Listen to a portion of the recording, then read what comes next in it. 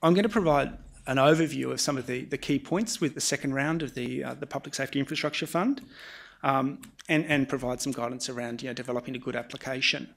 I won't be going through all of the guidelines this morning. They are on the website, and I'd encourage people to closely read those and the companion frequently asked questions document. Now, ultimately, we want to support good projects that make a difference in local communities.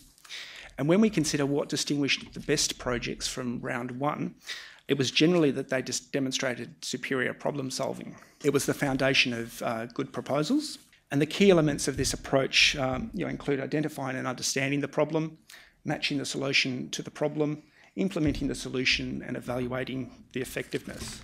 In terms of identifying and understanding the problem, we found in round one that there were some applications that were very vague about what the issue or the problem was, and that affected the whole proposal.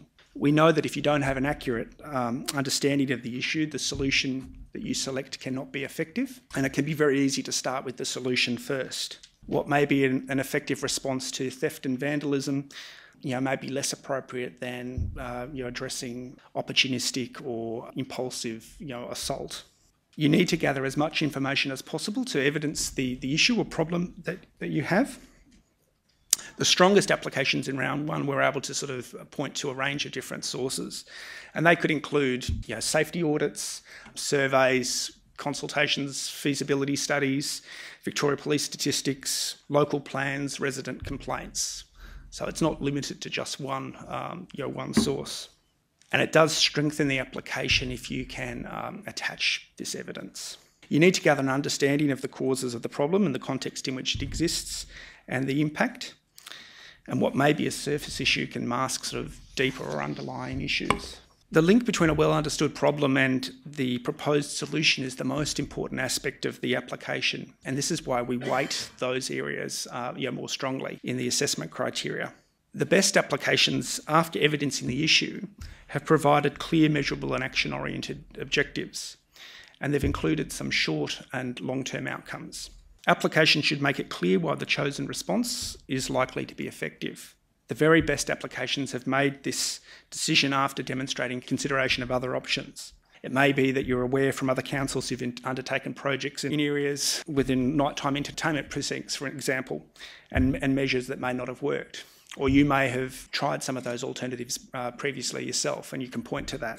This is also your opportunity to demonstrate an understanding of SEPTED principles or other research that you'd like to point to. And it also strengthens to point out any previous or complementary work that you're undertaking and how the measures will be reinforcing. In terms of implementing the solution, Department of Justice expects that you deliver what you're proposing in your application. And so the key things that we're looking for are around having a clear and achievable project plan with timeframes reflecting the key project steps. It's sensible to allow some buffer time where you can and to think through some of the risks or contingencies that may exist with your project. With CCTV projects in round one, I think there was generally an underestimation of some of the planning work that's been required to develop a lot of the key documents and resources to address issues around privacy and surveillance. And so it would be worthwhile for people that are looking at CCTV projects, for instance, to sort of talk with other councils that may have had some experience in this area. Consultation and engagement is important at an early stage, and being able to point to that. Obviously, involving those impacted by your project and creating some sense of ownership is a positive thing, and can also obviously have a link to avoiding delays or, in some cases, actually even stopping a project. When we're assessing projects, we do look for plans or maps to get a bit of a better sense of the project. And where these are provided, it's helpful to really clearly sort of distinguish what is the new or redeveloped works that are taking place.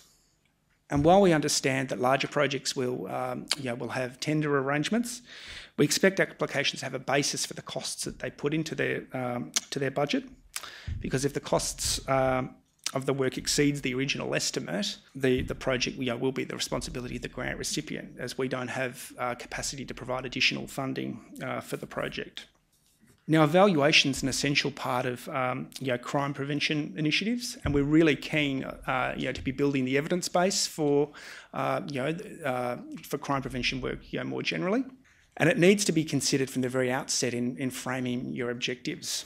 You need to be able to point to how you'll demonstrate your project will be, be successful, and the sort of indicators that you'll use, the information that you'll collect, how you're considering issues such as displacement, and looking at the effective intervention on nearby areas.